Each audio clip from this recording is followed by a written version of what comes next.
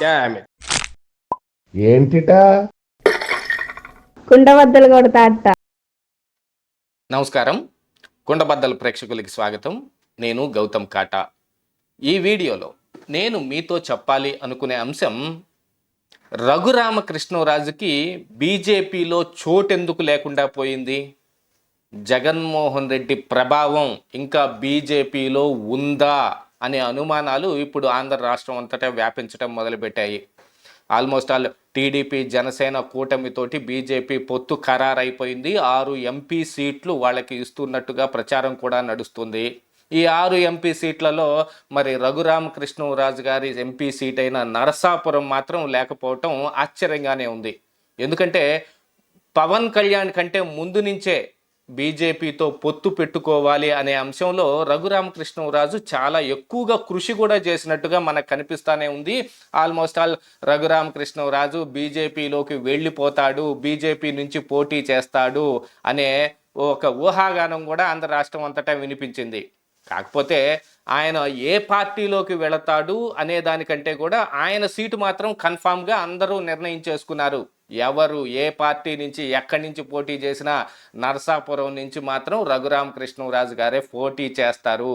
అది BJP party కావచ్చు, TDP party కావచ్చు అనే ఊహాగానాలు ఉన్నాయి. మరి బీజేపీలోకే వెళ్ళవలసిన రఘురామకృష్ణరాజు ఇప్పుడు టీడీపీలోకి ఎందుకు రావాల్సి వచ్చింది అనేది ఈ వీడియోలో ఉన్న కారణాలన్నింటినీ మనం తెలుసుకుందాం. దానికంటే ముందుగా కుండబద్దలు ప్రేక్షకులందరికీ నా మనవి, వీడియో నచ్చితే గనక ఖచ్చితంగా లైక్ చేయండి, 10 మందికి షేర్ చేయండి. ఇక రఘురామకృష్ణరాజు గారికి బీజేపీలో చోటు లేకుండా పోయింది.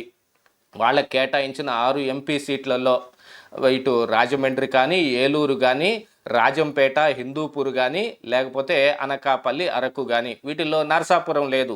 రాజుగారు అయితే కేవలం నరసాపురం నుంచి మాత్రమే పోటీ చేస్తారు. అది జనసేన అయినా, బీజేపీ అయినా, టీడీపీ అయినా, ఇది మాత్రం సుస్పష్టం. ఆయన అక్కడి నుంచే పోటీ చేస్తారు. ఇప్పుడు బీజేపీలో రానంత మాత్రాన ఆయనకి సీట్ లేదనుకుంటానికి లేదు. టీడీపీ అయినా పిలిచి ఇచ్చే అవకాశాలు మెండుగా ఉన్నాయి. అసలు ఢిల్లీ చంద్రబాబు నాయుడు కానీ, పవన్ కళ్యాణ్ కానీ వెళ్ళినప్పుడు అత్యుత్సాహంగా ఎక్కువ పని చేసింది రఘురామకృష్ణరాజే. కాకపోతే బీజేపీలో నుంచి వస్తున్న ఒక వాదన కానీ, లేక బయట ప్రచారంలో ఉన్న రఘురామకృష్ణరాజుకి బీజేపీలో చోటెందుకు లేకుండా పోయింది అనే దాంట్లో ఉన్న వాదనలన్నీ ఒకసారి పరిశీలించుకుంటే ఏది నిజం ఏది అబద్ధం అనేది మనకిట్టే సుస్పష్టంగా తేలిపోతుంది. బీజేపీలో రాష్ట్రం నుంచి ఉన్న నాయకులు కానీ, కొంతమంది కేంద్రంలో ఉన్న నాయకులు కానీ రఘురామకృష్ణరాజు బీజేపీలోకి రావటం వాళ్ళకి ససేమిరా ఇష్టం లేదు.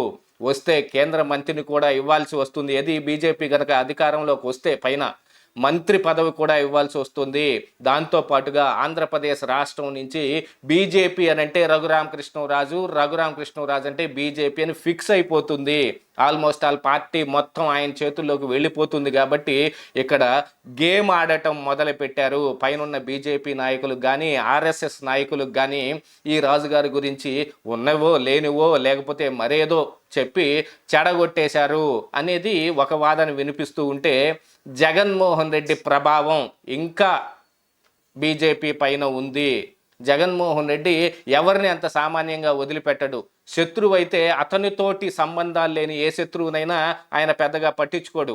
కానీ అతని వద్ద ఉండి, ఆయన పార్టీలో ఉండి, ఆయనతో పాటు కొంత సంబంధాలు నెరిపిన వాళ్ళు ఎవరైనా బయటకు వెళితే గనుక వాళ్ళ మీద మాత్రం చివరి దాకా కక్ష తీర్చుకునే ప్రయత్నాలు చేస్తాడు. ఆ విషయం మొన్న ఈ మహాసేన రాజేష్ విషయంలో కానీ, కొలికిపూడి శ్రీనివాస్ విషయంలో కానీ మనకు బాగా తేటతెల్లమైపోయింది. ఏపీలో 94 సీట్లకు టీడీపీ అభ్యర్థులను ప్రకటిస్తే అందులో ప్రకటించిన ఈ కొలికిపూడి శ్రీనివాస్ని కానీ, మహాసేన రాజేష్ని కానీ మాత్రమే టార్గెట్ ఎందుకు చేశారు అనే దాంట్లో సుస్పష్టంగా అందరికీ తెలిసింది ఏమిటాయంటే, వీళ్ళు ఒకప్పుడు జగన్మోహన్ రెడ్డితో తిరిగి వచ్చిన వాళ్ళే.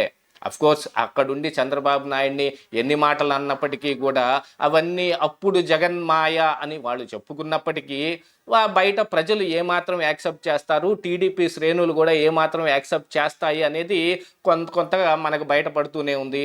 మహాసేన రాజేష్ మీద టీడీపీ నాయకులే కొంతమంది వ్యతిరేకంగా వాళ్ళకి ఆయన మీద వ్యతిరేక గళం వినిపించటం, అలాగనే కొలికిపూడి శ్రీనివాస్ మీద కూడా మహాసేన రాజేష్ మీద అంత కాకపోయినా కొంత మొత్తంలో వినపడింది.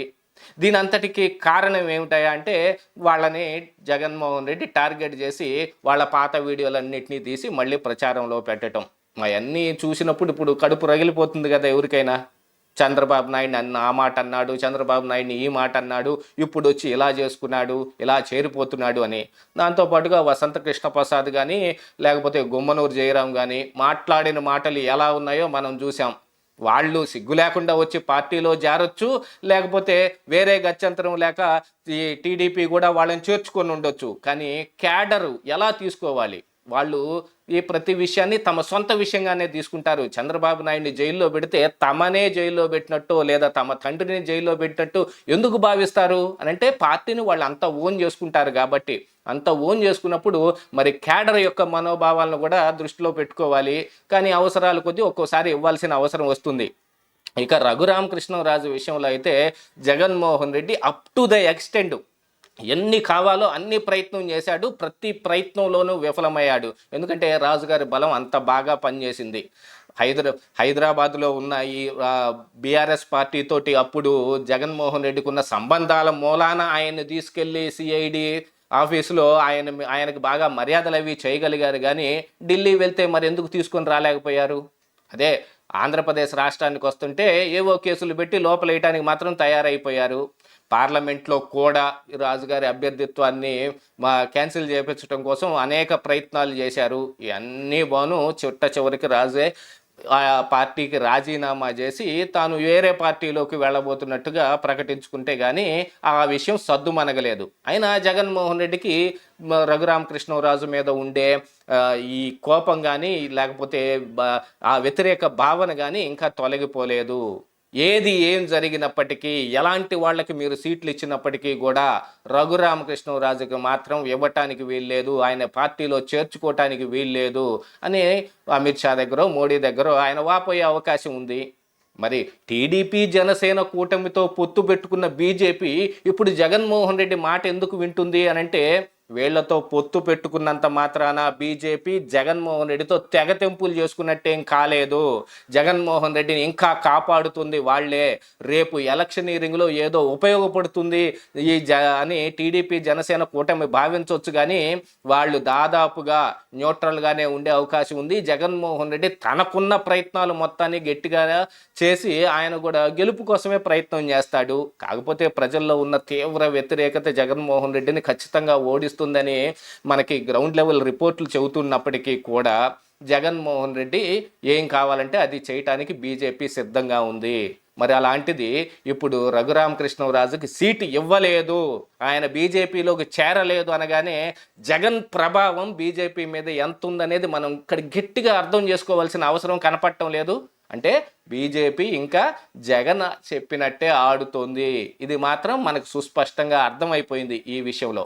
ఇదే ఈరోజు కుండబద్దలు.